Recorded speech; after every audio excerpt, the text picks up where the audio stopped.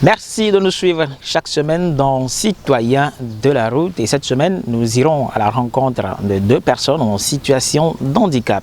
Le 3 décembre de chaque année est célébrée la journée internationale des personnes en situation de handicap. Et quand on sait que la plupart de ces personnes en situation de handicap ont cette situation suite à des accidents de la route, il est important de leur tendre le micro afin qu'ils puissent partager avec nous leurs expériences. À tout à l'heure.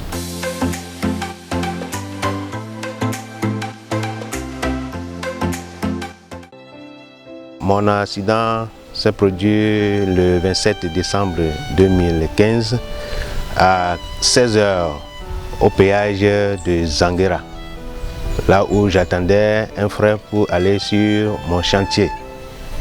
C'est là où une voiture a dévié et m'a percuté contre un panneau publicitaire. Et c'est là où j'ai le polytraumatisme, c'est-à-dire j'ai mes pieds qui sont broyés et mon bassin aussi qui s'est cassé.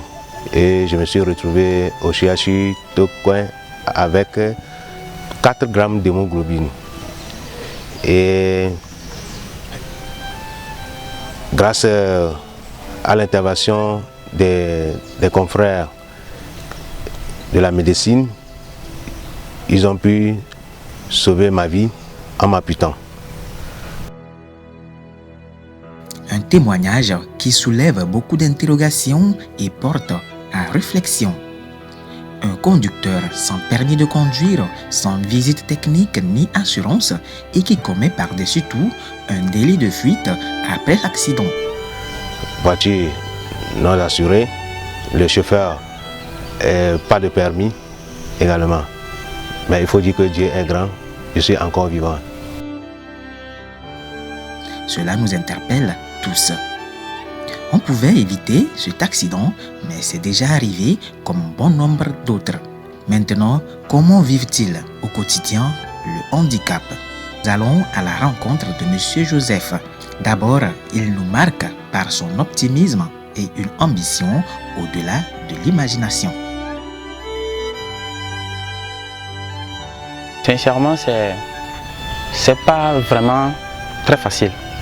Parce que moi, ce qui me pousse à aller de l'avant, c'est que hier n'existe plus. Hier n'existe plus. Hier, c'est rentré dans l'histoire. Et donc, ce qui s'est passé, c'est hier passé quoi. Ce qui importe, c'est de se concentrer sur ce qui nous attend demain, sur l'avenir. Vivre le moment présent et construire l'avenir. Par exemple, si je veux me mettre maintenant à me plaindre de l'handicap que j'ai, mon déficient, est-ce que ces lamentations vont faire revenir ma jambe coupée? Non, ça ne va pas revenir. Donc, ce que je peux faire dans ce sens, c'est de me concentrer sur ce qui me reste et d'avancer avec ça, quoi. Parce qu'aujourd'hui, j'ai une tête, j'ai 2 mains, c'est seulement une jambe qui me manque, quoi. Donc, pour moi, ça ne change rien sur ma personnalité.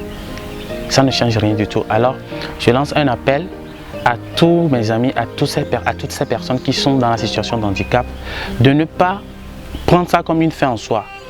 Être une personne en situation de handicap ne veut pas dire que nous sommes des incapables, non. Parce qu'on a déjà encore une tête et 2 mains. Peut-être que c'est un bras on t'a coupé, c'est une main on t'a enlevée, peu importe quoi. Mais la tête est toujours là. Parce que c'est la tête qui fait l'homme après tout. Conscients de leur situation, ils se sont organisés en association des personnes amputées au Togo. Ils organisent chaque week-end des activités sportives.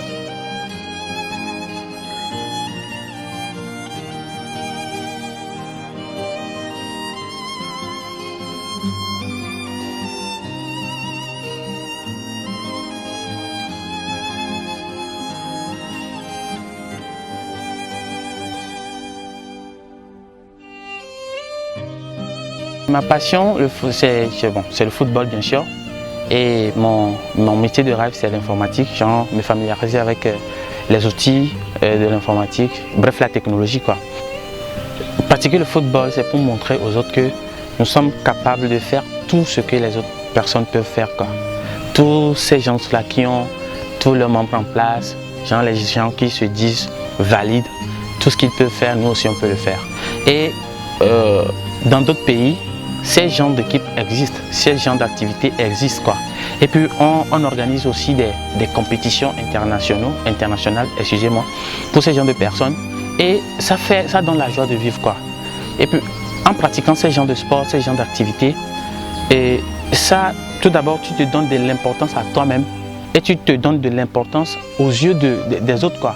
Parce que des fois, nous sommes tellement négligés, nous sommes tellement rejetés que nous-mêmes, on doit se donner en fait le devoir de forcer la société à nous admirer.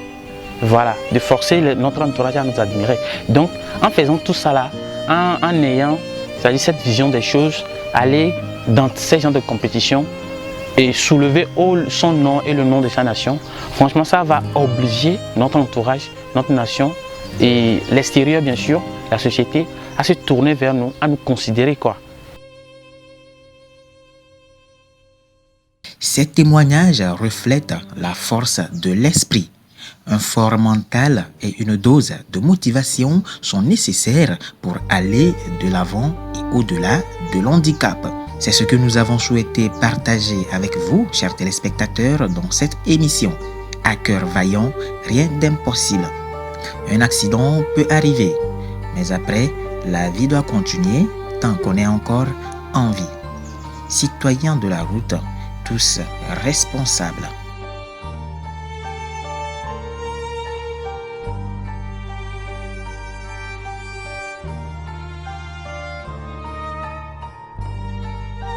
L'handicap, ce n'est pas un frein à sa vie.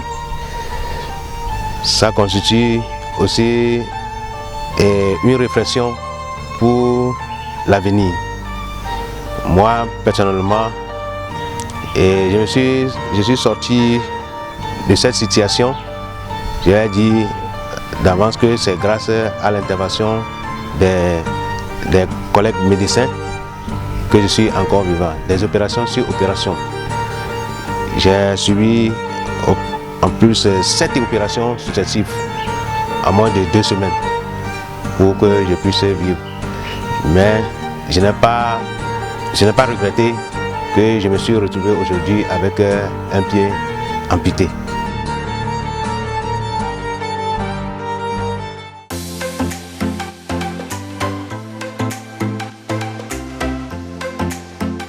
Voilà, vous l'avez suivi, le handicap n'est pas une fin en soi. Après un handicap, après une situation qui peut nous amener à être dans une situation d'handicap, la vie peut bel et bien continuer. Et aux usagers de la route, vous avez partagé avec nous les témoignages, les expériences de ces deux messieurs. Nous espérons que vous avez bien pris note et que désormais en circulation, vous serez encore plus prudent, surtout en cette période de fin d'année. À la semaine prochaine pour un nouveau numéro.